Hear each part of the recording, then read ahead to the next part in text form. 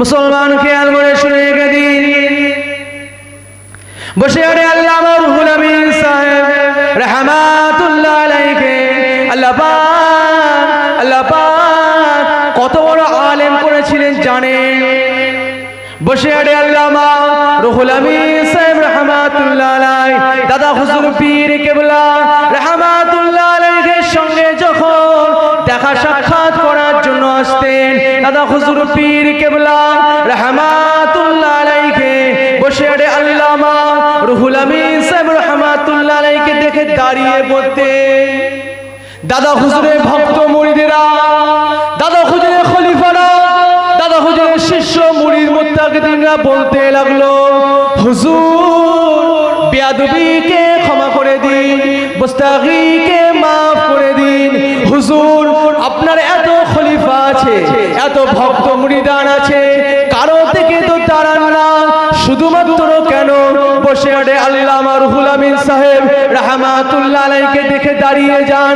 ওই সময় দাদা হুজুর পীর কেবলা রাহমাতুল্লাহ আলাইহি বলতে লাগলেন, এ আমার ভক্ত মুরিদগণেরা, এ আমার খলিফার শিষ্যরা, তোমরা শুনে রেখে দাও, আমি বসে আটে রুহুল আমিনের, আমি বসে আটে আল্লামা রুহুল আমিনকে দেখে দাঁড়াই না, বরং আমি আবু বকর বসে আটে আল্লামা রুহুল আমিন সাহেব রাহমাতুল্লাহ আলাইহির ইলমকে দেখে দাঁড়িয়ে যায়। মুসলমান খেয়াল করে শুনে রেখে দিন, দাদা হুজুর পীর কেবলা রাহমাতুল্লাহ আলাইহির মেজো সাহেবজাদা মুফতি আজম মির্জা হুজুর পীর কেবলা রাহমাতুল্লাহ আলাইহি বসে আটে আল্লামা রুহুল আমিন সাহেব রাহমাতুল্লাহ আলাইহির নিজ হাতে প্রতিষ্ঠিত মাদ্রাসা আমিনিয়ার ইসালে সবে ওয়াজ নসিহত করতে লাগলেন। ওয়াজ নসিহত সমাপ্ত করে মির্জা হুজুর পীর কেবলা রাহমাতুল্লাহ আলাইহি চলে গেলেন। বসে আটে আল্লামা রুহুল আমিন সাহেব রাহমাতুল্লাহ আলাইহির মাজারে হুজুরের মাজার জিয়ারত করে ভক্ত মুরিদদের দিকে ফিরে ফিরে বলতে লাগলেন, এ আমার ভক্ত মুরিদগণেরা, এ আমার আব্বা জানের খলিফা শিষ্যগণেরা, আপনারা শুনে রেখে দিন, আল্লাহ পাক যদি ইসলামে কবর খোঁড়া জায়েজ করত, আমি আবু জাফর বসে আটে আল্লামা রুহুল আমিন সাহেব রাহমাতুল্লাহ আলাইহির কবর খুঁড়ে দেখিয়ে দিতাম। তিনি কবরের ভিতরে আজও পর্যন্ত জিন্দা অবস্থায় শুয়ে আছে।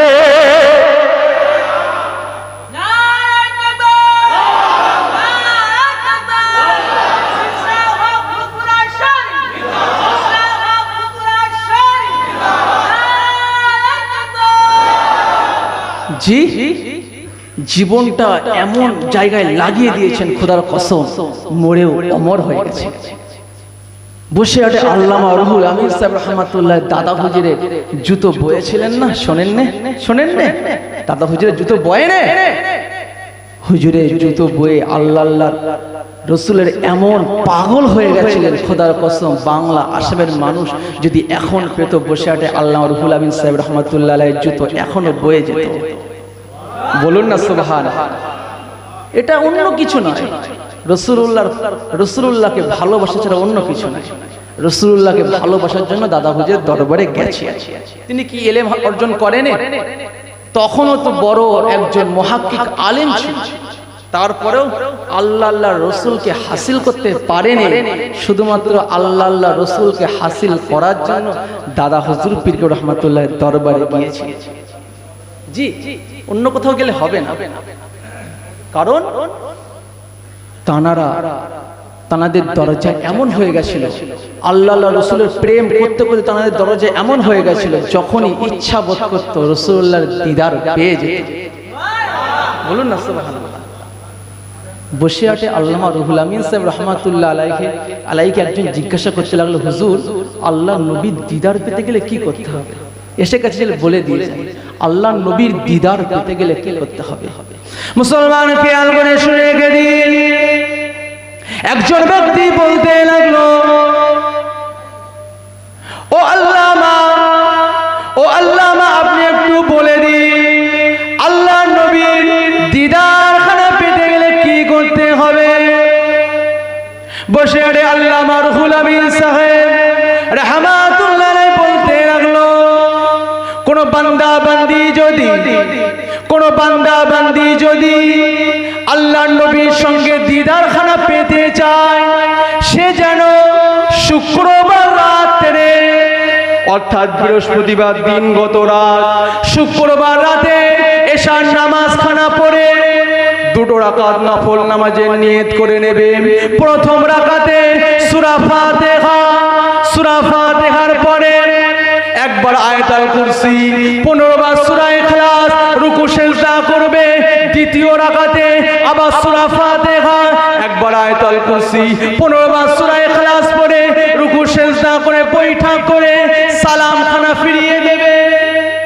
সালাম খানা ফিরিয়ে দিয়ে আল্লাহর কাছে দুহাত খানা খালি হাত তুলে চাইবে, আল্লাহ পাক, আমি অন্য কিছুর জন্য আপনার কাছে চাই না, দুনিয়ার কোনো আশা নাই, দুনিয়ার কোনো আকাঙ্ক্ষা নাই, শুধুমাত্র আপনার হাবিবুল্লাহকে একবার দেখতে চাই।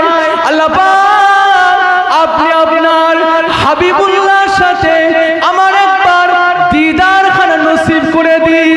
মুসলমান খেয়াল করে শুনে রেখে দিন।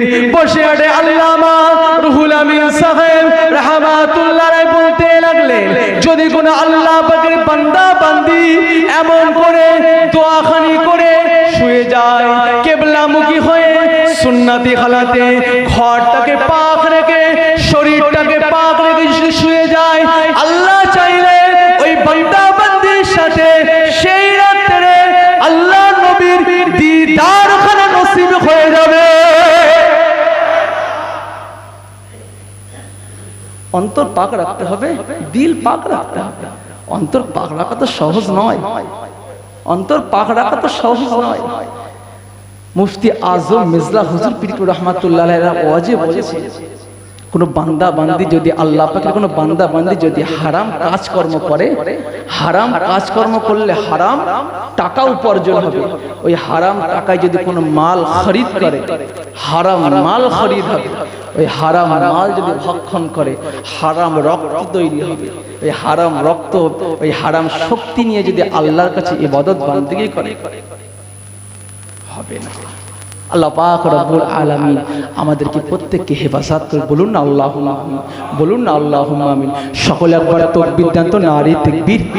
আর একটু মোহাব্বতে দেওয়া যাবে না, নারে তাকবীর, নারে তাকবীর। সিলসিলায়ে হক ফুরফুরা শরীফ, সিলসিলায়ে হক ফুরফুরা শরীফ, মাহে রমজান শরীফ, রমজানের মাস, রমজানের মাস,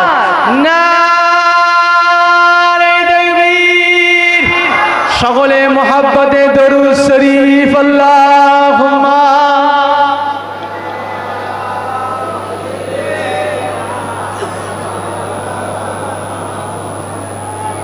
আবে আসি আসতে বলো,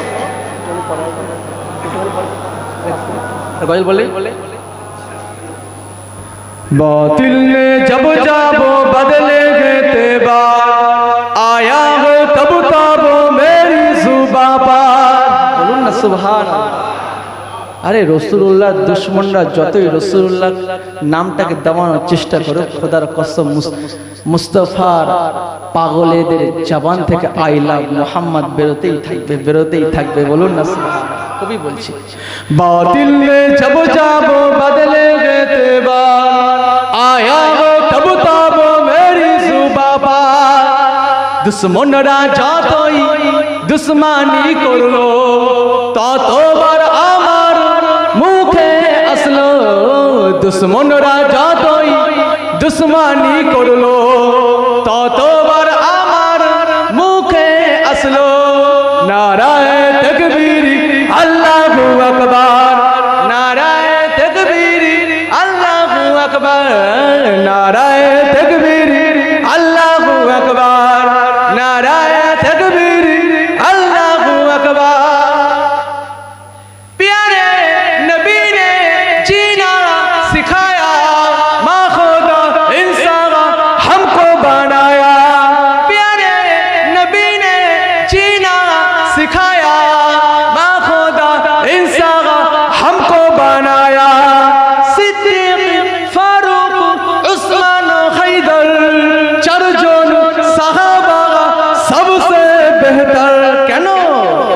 তাদের দিলে আছে, তাদের দিলে আছে, তাদের দিলে আছে আল্লাহর পয়গম্বর। নারায়ে তাকবীর আল্লাহু আকবার, নারায়ে তাকবীর আল্লাহু আকবার, নারায়ে তাকবীর আল্লাহু আকবার। লাগবে লাগুক তীর তলোয়ারের আঘাত, তারপরেও থাকবে নবীজির রিসালাত। বলুন না সুবহানাল্লাহ। নারে তাকবীর, নারে তাকবীর, নারে রিসালাত, নারে রিসালাত, নারে তাকবীর। লাগবে লাগুক তীর তলোয়ারের আঘাত, তারপরেও থাকবে নবীজির রিসালাত। লড়বো মরবো বলবো পয়গম্বর, লড়বো মরবো বলবো পয়গম্বর। নারায়ে তাকবীর আল্লাহু আকবার, নারায়ে তাকবীর আল্লাহু আকবার, নারায়ে রিসালাত ইয়া রাসূলুল্লাহ। আল্লাহুম্মা সাল্লি আলা। नूर लेकर आया है, नूर वाला आया है, नूर लेकर आया है सारे आलम में। ये देखो कैसा नूर साया है। बोलूं ना सुभान अल्लाह। রাসূলুল্লাহ সাল্লাল্লাহু আলাইহি ওয়াসাল্লামকে আমরা আল্লাহ পাক নূর নবী করে বানিয়েছেন। বলুন না সুবহানাল্লাহ। এই যে আমরা রমজান মাস অতিবাহিত করছি, রমজানের বরকত আমার আল্লাহ পাক রব্বুল আলামিন নূর নবীর ওসিলাতে দিয়েছেন। বলুন না সুবহানাল্লাহ। কবি বলছে নূর ওয়ালা আয়া है, नूर लेकर आया है सारे आलम में। ये देखो कैसा नूर साया है। अस्सलातु वस्सलामु अलैका या रसूल अल्लाह, अस्सलातु वस्सलामु अलैका या हबीब अल्लाह, अस्सलातु वस्सलामु अलैका या रसूल अल्लाह, अस्सलातु वस्सलामु अलैका या हबीब अल्लाह। जब उता के चांद तारे झिलमिलाते जाएंगे, तब उता के जश्न विलादत हम मनाते जाएंगे। जब उता के चांद तारे झिलमिलाते जाएंगे, तब उता के जश्न विलादत हम मनाते जाएंगे। नूर वाला आया है, नूर लेकर आया है सारे आलम में। ये देखो कैसा नूर साया है। अल्लाहुम्मा सल्ले अला।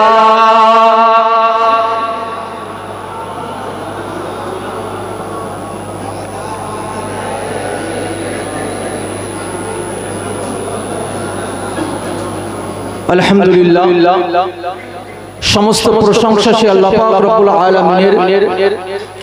যে আল্লাহ পাক রব্বুল আলামিন আমাদেরকে এখন রমজান মাসের বরকত, মাগফিরাত, নাজাত যাই বলুন না কেন সব কিছু তিনি আমাদের নসিবে এখনো দিয়ে রেখেছেন। বলুন না সুবহানাল্লাহ। সেই আল্লাহ পাক রব্বুল আলামিনের দরবারে যেন অসংখ্য শুকরিয়া। সকলে বলি আলহামদুলিল্লাহ। একবার প্রাণ খুলে বলুন আলহামদুলিল্লাহ। তারপর পরেই যে নবীকে সৃষ্টি না করলে আমার আল্লাহ পাক রব্বুল আলামিন কিছুই বানাতেন না, যে নবীকে আল্লাহ পাক না বানালে রমজান মাসকেও বানাতেন না, সেই রাসূলুল্লাহ সাল্লাল্লাহু আলাইহি ওয়াসাল্লামের রওজা আতহারে লক্ষ কোটি দরুদের নজরানা। সকলে বলি সাল্লাল্লাহু আলাইহি ওয়াসাল্লাম। ভাইজান, রমজান মাস আমার পরপরে আব্বাজান ওয়ালেদ সাহেব হুজুর আসবেন, সংক্ষেপে জিকির আজকার করাবেন। তার আগে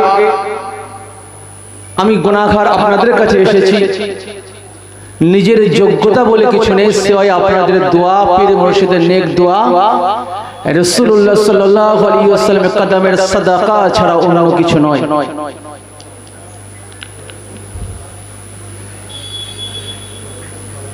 আল্লাহ পাক রব্বুল আলামিন আমাদেরকে যে হায়াত দিয়েছে, রমজানের রোজা রাখার তৌফিক দিচ্ছেন, আল্লাহর যতগুলো নিয়ামত আমরা হাসিল করছি, সমস্ত নিয়ামত কিন্তু আমার আল্লাহ রাসূলুল্লাহর মাধ্যমে দিয়েছেন। বুখারী মুসলিমের হাদিস, রাসূলুল্লাহ সাল্লাল্লাহু আলাইহি ওয়াসাল্লাম বলছেন, ইন্নামা আনা কাসিমুন আল্লাহু ইয়াতাই, আমি রাসূলুল্লাহ কে আল্লাহ আমাকে প্রদান করেছে, আমি রাসূলুল্লাহ তোমাদের মাঝে বন্টন করে দিয়েছি। বলুন না সুবহানাল্লাহ। তাই সর্বসাকুল্যে যদি কোনো ব্যক্তি কোনো ভালো কিছু হাসিল করার ইচ্ছা বোধ করে, রাসূল ছাড়া সম্ভব নয়। কোন ব্যক্তি যদি রাসূলুল্লাহকে হাসিল করে নিতে পারে, খোদার কসম করে বলে দিয়ে যায়, ওই ব্যক্তি পক্ষান্তরে আল্লাহকেও হাসিল করে নেবে। তাহলে সর্বসাকুল্যে রাসূলুল্লাহ ছাড়া আমাদের কিছু নাই। এই যে আমি এক্ষুনি হাদিস বর্ণনা করলাম, আল্লাহর নবীর লক্ষ লক্ষ হাদিস, তন্মধ্যে আল্লাহর নবীর যে প্রিয় একজন সাহাবী আছেন যিনি সবথেকে বেশি হাদিস বর্ণনা করেছেন, তিনি হলেন হযরত আবু হুরায়রা রাদিয়াল্লাহু তাআলা আনহু। খুব সংক্ষেপে বলছি, ওয়াজ মাহফিলের জায়গা নয়। হযরত আবু হুরায়রা রাদিয়াল্লাহু তাআলা আনহুর স্মৃতি শক্তি কিন্তু ভালো ছিল না।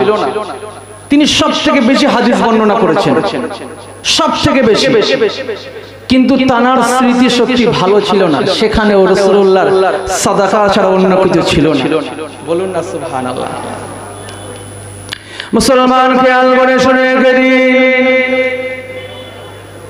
আল্লাহর নবী যতজন সাহাবায়ে কেরাম হাদিস বর্ণনা করেছে, তার মধ্যে যে সাহাবী বেশি হাদিস বর্ণনা করেছে তিনি হলেন আল্লাহর নবীর প্রাণ প্রিয় সাহাবী হযরত আবু হুরায়রা রাদিয়াল্লাহু তাআলা আনহু। হযরত আবু হুরায়রা রাদিয়াল্লাহু তাআলা আনহু এক তারিখে আল্লাহর নবীর দরবারে চলে গেলেন, আল্লাহর নবীর সম্মুখে চলে গেলেন, আল্লাহর নবীর কাছে গিয়ে বলতে লাগলেন, ইয়া রাসূলুল্লাহ, কে হাবিবাল্লাহ, আমি আবু হুরায়রা, আমার স্মৃতি শক্তিটা বড় কমজোরি, আমার স্মৃতি শক্তিটা বড় দুর্বল, আমার কোনো কথা মনে থাকে না। ইয়া রাসূলুল্লাহ, কে হাবিবাল্লাহ, আমার মনের বড় আশা, আমার মনের বড় আকাঙ্ক্ষা আপনার মুখ মুবারক থেকে, আপনার জবান মুবারক থেকে হাদিসগুলো শুনবো। আমি আবু হুরায়রা আমার স্মৃতি পকেটে আটকে রেখে দেব। তবে ইয়া রাসূলুল্লাহ, হাবিবাল্লাহ, আল্লাহ পাক, আল্লাহ পাক তিনি আমার স্মৃতি শক্তিটা বড় কমজোরি করে বানিয়েছেন। আপনি আমার জন্য দোয়া করে দিন যেন আল্লাহ পাক রব্বুল আলামিন আমার স্মৃতি শক্তিটা বাড়িয়ে দেয়। মুসলমান খেয়াল করে শুনে রেখে দিন, তারিখের কিতাব চমকাতে লেগেছে। আল্লাহর নবী বলতে লাগলেন, ও বাবা আবু হুরায়রা, তোমার গায়েতে যে চাদরখানা আছে বাবা, চাদরখানা খুলে ফেলো। আল্লাহর নবীর প্রাণ প্রিয় সাহাবী হযরত আবু হুরায়রা রাদিয়াল্লাহু তাআলা আনহু নিজের গায়ে থেকে চাদর মোবারকখানা খুলে ফেললেন। নবী আমার, নবী আমার নিজের নুরানি হাত দিয়ে হযরত আবু হুরায়রা রাদিয়াল্লাহু তাআলা আনহু সিনা বরাবর লাগিয়ে দিয়ে দোয়া করে দিলেন, আর বলে দিলেন, যাও বাবা যাও আবু হুরায়রা, আমি তোমার জন্য দোয়া করে দিলাম। আল্লাহ পাক, আল্লাহ পাক তোমার স্মৃতি শক্তিটা বাড়িয়ে দেবেন। মুসলমান খেয়াল করে শুনে রেখে দিন, তারিখের কিতাব চমকাতে লেগেছে। হযরত আবু হুরায়রা রাদিয়াল্লাহু তাআলা আনহু আল্লাহর নবীর কাছ থেকে দোয়া প্রাপ্ত হওয়ার পর থেকে আল্লাহর নবীর যে কথাটি একবার মাত্র শুনেছেন, তিনি তার ওই কথাটি আর ইন্তেকালের আগ ভোলেনি। বলুন না সুবহানাল্লাহ। স্মৃতি শক্তি কমজোরি, কথা মনে থাকে না। রাসূলুল্লাহ দোয়া করে দিলেন, সাধারণ ব্যক্তি থেকে বিশ্ব বিখ্যাত হাদিস বর্ণনাকারী হয়ে গেলেন। রাসূল ছাড়া কিছু নেই, রাসূলকেই ধরতে হবে। যদি নবী ধরতে পারি ইনশাআল্লাহ আমাদের দুনিয়াও পার হয়ে যাবে, আখিরাতও পার হয়ে যাবে। বলুন না সুবহানাল্লাহ। হযরত আবু হুরায়রা রাদিয়াল্লাহু তাআলা আনহুর কথা বলছে, আরেকটু আগিয়ে যায়। তাবুকের যুদ্ধের নাম শুনেনি? তাবুক, জঙ্গে তাবুক শোনেন? হযরত আবু হুরায়রা রাদিয়াল্লাহু তাআলা আনহু আল্লাহর নবীর কাছে চলে গেলেন, বলতে লাগলেন, ইয়া রাসূলুল্লাহ, হাবিবাল্লাহ, এত সাহাবায়ে কেরাম আছে, আমরা অল্প সংখ্যক খাদ্য ভান্ডার নিয়ে জিহাদের ময়দানে এসেছি, আমাদের তো খাদ্য ভান্ডার শেষ হয়ে যাচ্ছে। ইয়া রাসূলুল্লাহ, হাবিবাল্লাহ, হুজুর আপনি দোয়া করে দিন যেন আমাদের খাদ্য ভান্ডারে আল্লাহ বরকত দান করে দেন। আবু হুরায়রা আল্লাহর নবীকে বলতে লাগলেন। বলুন না সুবহানাল্লাহ। মুসলমান খেয়াল করে শুনে রেখে দিন, হযরত আবু হুরায়রা রাদিয়াল্লাহু তাআলা আনহু আল্লাহর নবীর কাছে গিয়ে কথাটা শুনিয়ে দিলেন। নবী আমার, নবী আমার, হযরত আবু হুরায়রা রাদিয়াল্লাহু তাআলা আনহুকে বলতে লাগলেন, ও বাবা আবু হুরায়রা, যাও বাবা যাও, জঙ্গে তাবুকটা ঘুরে ঘুরে দেখো, তাবুকের জমিনটা ঘুরে ঘুরে দেখো, কোথাও কিছু পাওয়া যায় কিনা। আল্লাহ নবীর কথা মতো হযরত আবু হুরায়রা রাদিয়াল্লাহু তাআলা আনহু তাবুকের জমিনটা ঘুরে ঘুরে দেখতে লাগলেন, কোথাও কিছু পাওয়া যায় কিনা। হযরত আবু হুরায়রা রাদিয়াল্লাহু তাআলা আনহু লক্ষ্য করতে লাগলেন, তাবুকের জমিনে খরমা খেজুর পড়ে আছে। আরবের জমির খেজুর ছাড়া কি পাবে? খেজুর পড়ে আছে, যে খেজুর দিয়ে আমরা ইফতার করলাম না, এই খরমা খেজুর পড়ে আছে। বলুন না সুবহানাল্লাহ।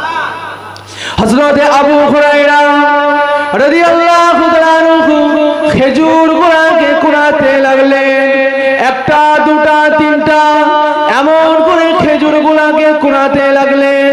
সমস্ত তাবুকের জমিনটা তন্ন বিতর্ণ করে খুললেন। তিনি আজকে গুনে দেখতে পেলেন মাত্র 21 খানা খেজুর মজুদ আছে। ওই 21 খানা খেজুর নিয়ে আল্লাহ নবীর কাছে চলে গেলেন, আল্লাহ নবীর সম্মুখে চলে গেলেন।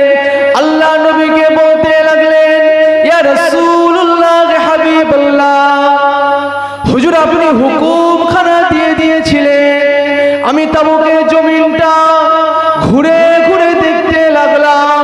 তাবুকের জমিনে ঘুরে ঘুরে এই মাত্র 21 খানা খেজুর মজুদ হয়েছে। নবী আমার, নবী আমার, 21 খানা খেজুর নিয়ে একটা থলের ভিতরে ঢুকিয়ে দিয়ে আল্লাহর কাছে দোয়া করে দিলেন। আল্লাহ নবী এমন করে নিজের নুরানি হাত মোবারকখানা নিয়ে থলের ভিতরে ঢুকিয়ে দিয়ে খেজুরগুলাকে বার করে একজন সাহাবায়ে কেরামকে দিচ্ছে, আবার খেজুরগুলাকে বার করে অপর একজন সাহাবায়ে কেরামকে দিচ্ছে, আবার খেজুরগুলাকে বার করে অপর একজন খেজুর সাহাবায়ে কেরামকে দিচ্ছে। মুসলমান খেয়াল করে শুনে রেখে দিন,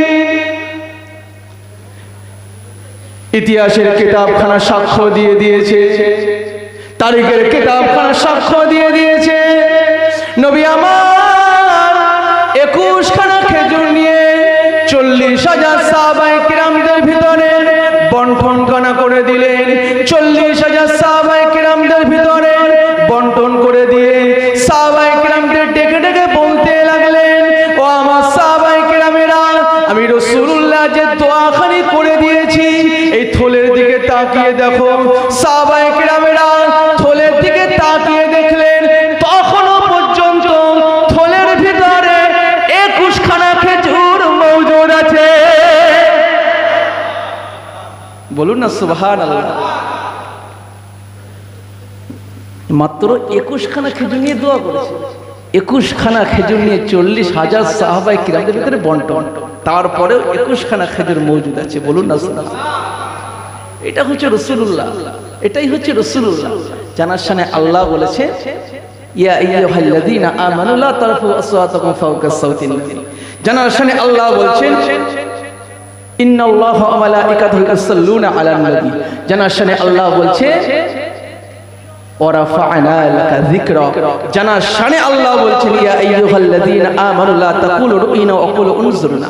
জানার শানে আল্লাহ বলছেন ইন্নাল্লাহা ওয়া মালাইকাতাহু ইউসাল্লুনা আলান নবী ইয়া আইয়ুহাল্লাযীনা আমানু সাল্লু আলাইহি ওয়া সাল্লিমু তাসলিমা। বলুন না সুবহানাল্লাহ। সেই রাসূলুল্লাহ, সেই রাসূলুল্লাহ, রাসূল ছাড়া কিছু নেই। যারা রাসূলুল্লাহকে ভালোবাসেন তাদের দিকে শিক্ষা নেন, তাদের দিকে তাকান। জি, বিশ্ববিখ্যাত ইমাম, 4 ইমামের অন্যতম ইমাম হযরত ইমাম শাফি রাহমাতুল্লাহ আলাইহি। বলুন না সুবহানাল্লাহ। গাছ ভালো তো ফল ভালো, গাছ ভালো তো ফল ভালো। গাছ যদি ভালো না হয় ফলও ভালো আশা করা যায় না। হযরত ইমাম শাফি রাহমাতুল্লাহ আলাইহি তিনিও রাসূলুল্লাহ এতটা আশিক ছিলেন, তার উস্তাদ হলেন হযরত ইমাম মালিক রাহমাতুল্লাহ আলাইহি। বলুন না সুবহানাল্লাহ। হযরত ইমাম শাফি রাহমাতুল্লাহ আলাইহি একটা কথা মনে পড়ে যায়।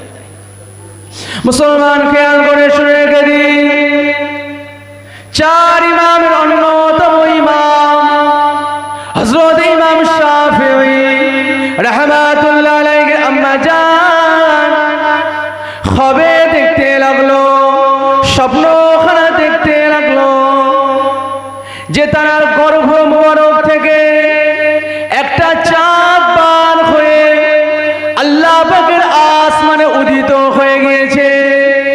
যে চাঁদের ওসিলাতে আল্লাহ পাক গোটা আসমানটা আলোয় আলোকিত করে দিয়েছে। মুসলমান খেয়াল করে শুনে রেখে দিন, 4 ইমামের অন্যতম ইমাম হযরত ইমাম শাফিঈ রাহমাতুল্লাহ আলাইহি আম্মা জান ঘাবড়ে গিয়েছেন, ভয় পেয়ে গেলেন যে আল্লাহ পাক এই স্বপ্নের মাধ্যম দিয়ে তিনি আমাকে কি মেসেজ খানা দিতে চেয়েছেন, এই স্বপ্নের মাধ্যম দিয়ে তিনি আমাকে কোন বিষয়ে ইঙ্গিত খানা করতে চেয়েছে। পেট মুবারক থেকে একটা চাঁদ বার হয়ে গেছে, সেই চাঁদটা আল্লাহ পাকের আসমানে গিয়ে গোটা আসমানটা আলোয় আলোকিত করে দিয়েছে। আম্মাজান মানুষ, জি আম্মাজান মানুষ ভয় খেয়ে গেছে যে আল্লাহ পাক রব্বুল আলামিন এই চাঁদ দিয়ে কি ইশারা করেছে, এই চাঁদ দিয়ে কি ইশারা করেছে, ভয় খেয়ে গেছে।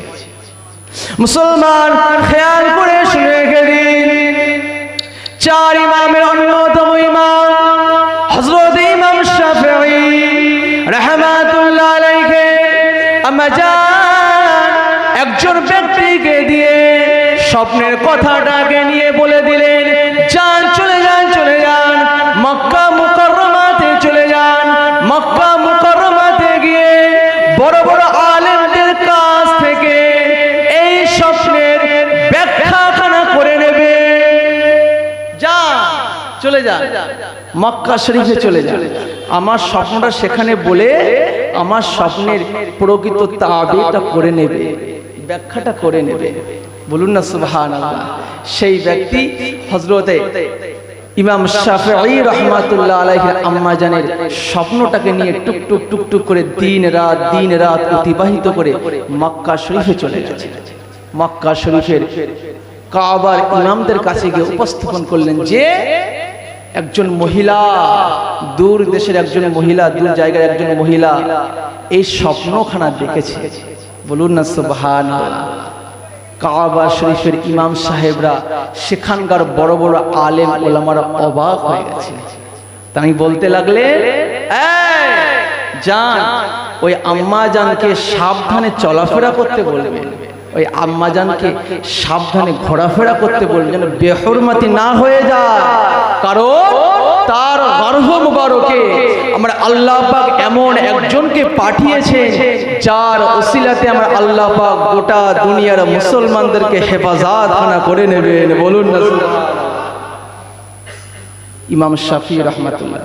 গাছ ভালো তো ফল ভালো, গাছ যদি ভালো না হয় ফল ভালো হবে না। আমরা যদি এরকম হাক্কানি জায়গায় এসে নিজেদের সোহবতটাকে লাগিয়ে দিতে পারি, ইনশাআল্লাহ আমাদের আনেওয়ালা নসল রাসূলুল্লাহ তাবেদারি বেশাখা করবে। বলুন না সুবহানাল্লাহ। জি, তার জন্য আমাদেরকে এরকম সোহবতে লাগিয়ে রাখতে হবে, উপায় নাই। সর্ব জায়গায় তো মুসলমান মার খাচ্ছে। কোন জায়গায় দেখবেন সর্ব জায়গায় মুসলমান মার খাচ্ছে।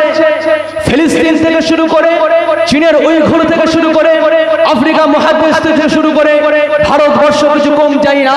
যেখানেই তাকাবেন সেখানেই মুসলমানরা মার খাচ্ছে। খোদার কসম করে বলে দিয়ে যায়, লক্ষ লক্ষ মুসলমান নিয়ে দরকার নাই। বর্তমানে পৃথিবীতে কিছু কম বেশি 200 কোটি মুসলমান বসবাস করে। 200 কোটি মুসলমানের দরকার ছিল না। একজন যদি ওমরে ফারুক থাকতো, আল্লাহ পাক রব্বুল আলামিন সেই ওমরে ফারুকের ওসিলায় গোটা দুনিয়ার মুসলমানদেরকে আল্লাহ হেফাজত করে নিত। বলুন না সুবহানাল্লাহ। সংখ্যায় বেশি নিয়ে কি হবে? অল্প মজবুত হবে। বলুন না সুবহানাল্লাহ। তো যে কথা বলছিলাম, হযরত ইমাম শাফিঈ রাহমাতুল্লাহ আলাইহি আম্মা জানের ওই স্বপ্নটা নিয়ে কাবা শরীফে ইমামদের কাছে চলে গেছে। বলে দিলেন আম্মা জানকে সাবধানে থাকতে বলবেন যেন বেহরমতি না হয়ে যায়, কারণ তার নসল থেকে আমার আল্লাহ গোটা দুনিয়ার মুসলমানদের হেফাজত করবেন। বলুন না সুবহানাল্লাহ। কিছুদিন পরে আম্মা জানের গর্ভ মুবারক থেকে হযরত ইমাম শাফিঈকে দুনিয়াতে আগমন করিয়ে দিলেন।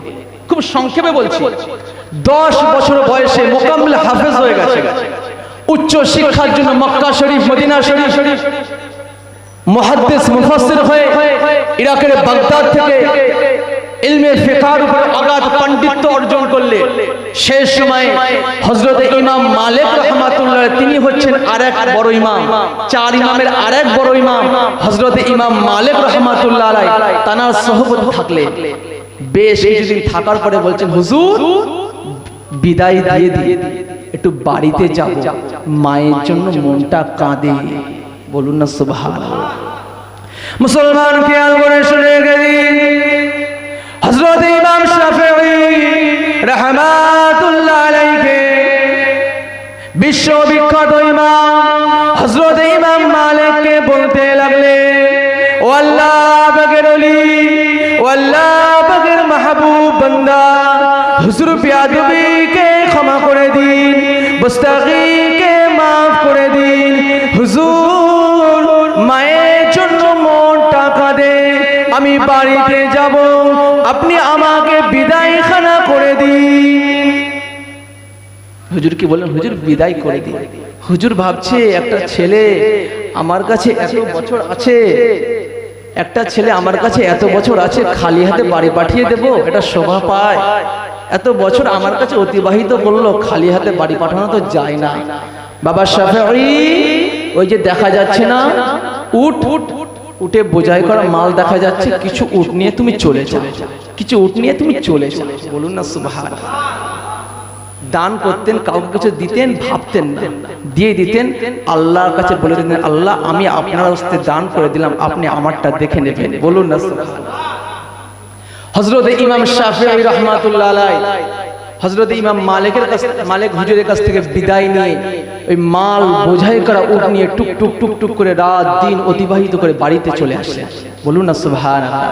মুসলমান খেয়াল করে শুনে গেলেন, 4 ইমামের অন্যতম ইমাম হযরত ইমাম শাফিঈ রাহমাতুল্লাহ আলাইহি উট বোঝাই করা মাল নিয়ে টুক টুক টুক টুক করে বাড়িতে চলে আসলেন। বাড়ির দরজার সম্মুখে দাঁড়িয়ে কোরআন বলতে লাগলেন, আম্মা জান, আম্মা জান, আপনার ছেলে বাড়িতে চলে এসেছে, আপনি দরজাখানা খুলে দিন। আম্মা জান ঘরের ভিতর থেকে বলতে লাগলো, ও বাবা শাফিঈ কি নিয়ে এসেছো বাবা? 4 ইমামের অন্যতম ইমাম হযরত ইমাম শাফিঈ রাহমাতুল্লাহ আলাইহি বলতে লাগলো, আম্মা জান, আম্মা জান, আমি উট বোঝাই করা মাল নিয়ে এসেছি। আম্মা জান কাঁদতে কাঁদতে বলতে লাগলো, বাবা ছেলে আমাকে কি দেখে ভিক্ষুক মনে হয়? আমাকে কি দেখে মিসকিন মনে হয়? যাও বাবা যাও, চলে যাও, চলে যাও, আমি তোমার জন্য দরজাখানা খুলতে পারবো না। চার ইমামের অন্যতম ইমাম হযরত ইমাম শাফিঈ রাহমাতুল্লাহ আলাইহি আম্মা জানের সঙ্গে দেখা সাক্ষাৎ করলেন না। উটের বোঝাই করা মালগুলোকে নিয়ে টুকটুক টুকটুক করে শহরে চলে গেলেন। শহরে গিয়ে ফকির মিসকিনদের কাছে উটের বোঝাই করা মালগুলোকে নিয়ে দান খায়রাত করে দিলেন, বিলিয়ে দিলেন, বন্টনখানা করে দিলেন। বন্টন করে দিয়ে আবারও ফিরে আসলেন, দরজায় কড়া নেড়ে বলতে লাগলেন, আম্মা জান, আম্মা জান, আপনার ছেলে ঘরে ফিরে এসেছে, এবার দরজাখানা খুলে দিন। আম্মা জান ভিতর থেকে জবাব দিতে লাগলো, বাবা ছেলে কি নিয়ে এসেছো বাবা? হযরত ইমাম শাফিঈ রাহমাতুল্লাহ আলাইহি বলতে লাগলেন, আম্মা জান বিয়াদবিকে ক্ষমা করে দিন, মুস্তাকিকে মাফ করে দিন, আমি অন্য কিছু নিয়ে আসিনি। আমি আপনার ছেলে, আজকে তারিখে আমি আপনার কাছে এসেছি বড় মুহাদ্দিস হয়ে, বড় মুফাসসির হয়ে, বড় ফকিহ করনে ওয়ালা হয়ে। মুসলমান খেয়াল করে শুনে রেখে দিন, তারিখের কিতাব চমকাতে লেগেছে। আম্মা জান দরজাখানা খুলে দিলেন, ছেলেকে নিয়ে বুকে টেনে নিয়ে আদর করে বলতে লাগলেন, আল্লাহ পাক আপনার দরবারে শুকরিয়া যাপন করে বলছি, সেই দিন আমাকে যে স্বপ্নখানা দেখিয়েছিলেন, সেই স্বপ্নের প্রকৃত ব্যাখ্যা স্বরূপ আপনি আজকে তারিখে আমার ছেলেকে আমার কাছেই ফিরিয়ে দিলেন। বলুন না সুবহানাল্লাহ। মাল বোঝাই করা উট দরকার নাই, ফেলে দাও, দান খায়রাত করে দাও, দরকার নাই। বড় মুহাদ্দিস, বড় মুফাসসির, বড় ফাকিহ হয়ে আসলেন, আম্মা জান বুকে টেনে নিলেন। বলুন না সুবহানাল্লাহ। তিনি তার লাইফস্টাইল ফরক আপনি দেখতে পাবে, তিনিও হযরতে ইমাম মালিক হুজুরের সোহবতে ছিলেন। বলুন না সুবহানাল্লাহ। কোন ইমাম মালিক? যে ইমাম মালিক হুজুর বলতে, আমি মদিনা ছাড়া অন্য কোথাও যাব না, কারণ আমি চাই আমার শেষ সময় যেন মদিনা মুনওয়ারাতে হয়ে যায়। বলুন না সুবহানাল্লাহ। তিনি হজে বেশি যেতেন না, জীবনে ফরজ হজ অনেক কিতাবে আছে, জীবনে ফরজ হজ মাত্র একবার করেছে। মানুষের জীবনে হজ ফরজ কতবার?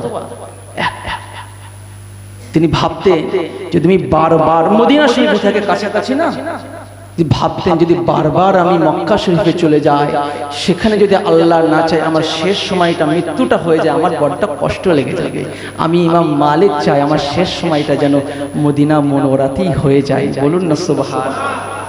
সেই হুজুরের সোহবতে জীবনটা কাটিয়েছি। কোন ইমাম মালিক?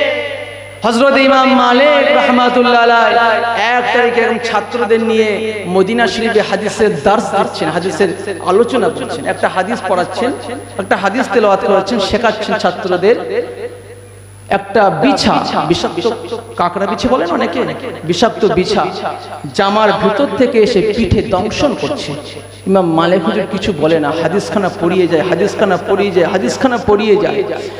কিতাব সাক্ষ্য দিয়ে দিয়েছে, হযরত ইমাম মালিক রাহমাতুল্লাহ আলাইহি হাদিসখানা সমাপ্ত করে ছাত্রদের বলতে লাগলেন, বাবা ছাত্ররা দেখো তো এই জামার ভিতরে কি একটা আমাকে বড়টা কষ্ট দিচ্ছে। ছাত্ররা এসে দেখতে লাগলেন একটা কাঁকড়া বিছে জামার ভিতর থেকে গিয়ে হযরত ইমাম মালিক হুজুরের পিঠে এত দংশন করেছেন, গুনে গুনে দেখা গেল 18খানা দংশন করেছেন।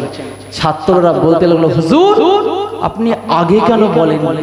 আপনি তো আগে বলতে পারতেন, তাহলে এত কষ্ট তো পেতেন না। হযরত ইমাম মালিক হুজুর বলতে লাগলেন, ও আমার ছাত্ররা শুনে রেখে দাও, আমি ইমাম মালিক আল্লাহর নবীর জবান থেকে যে কথা বলেছে, আমি ইমাম মালিক সেই কথাটা বলছিলাম। আমি ইমাম মালিক আল্লাহর নবীর কথাটা থামিয়ে দিয়ে কেমন করে নিজের প্রয়োজনটা মেটায়। আমি ইমাম মালিক যদি হাদিসখানা পড়াতে পড়াতে বিচার দংশন করতে করতে যদি আমার মৃত্যু হয়ে যেত, আমি ইমাম মালিক আল্লাহর নবীর জন্য খুশিতে খুশিতে আমার জীবনটাও দিয়ে দিতে পারতাম। বলুন না সুবহানাল্লাহ। রাসূলুল্লাহর প্রেম, রাসূলুল্লাহর ভালোবাসা, তাদের দিকে শিক্ষা নেন, আমাদের দিকে ভুল হয়ে যাবে। যারা আল্লাহর নবীকে ভালোবেসেছিলেন তাদের দিকে শিক্ষা নেন, কারণ আল্লাহর নবীকে মানে আল্লাহ পাঠিয়েছিলেন ওমা আরসালনাকা ইল্লা রাহমাতাল লিল আলামিন করে। বলুন না সুবহানাল্লাহ। যারা এই রাসূলুল্লাহকে নিজের দিল থেকে ভালোবাসতে পেরেছেন তারাই মুর্দা হয়ে জিন্দা হয়ে গেছেন। বলুন না সুবহানাল্লাহ। হ্যাঁ, আমাদের বাড়ির পাশেই তো শুয়ে আছে, বসে আছে আল্লামা রুহুল আমিন সাহেব রহমাতুল্লাহ আলাইহি। বলুন না সুবহানাল্লাহ। এশিয়া মহাদেশের অন্যতম আলেম দ্বীন, তারপরেও হাতটা দাদা হুজুর পীর রহমাতুল্লাহ হাতে সফরদ্ধ করে দিয়েছিলেন, কারণ আমি আল্লাহ হাসিল করেছি, আমি কিতাব হাসিল করেছি, কিন্তু আল্লাহর রাসূল হাসিল করতে পারিনি। আল্লাহর রাসূল হাসিল করার জন্য বসে আছে আল্লামা রুহুল আমিন সাহেব রহমাতুল্লাহ আলাইহি হাতটা দাদা হুজুর পীর রহমাতুল্লাহ আলাইহির হাতে সফরদ্ধ করে দিয়েছিলেন। বলুন না সুবহানাল্লাহ। যার জন্য তিনি মরেও জিন্দা হয়েছেন।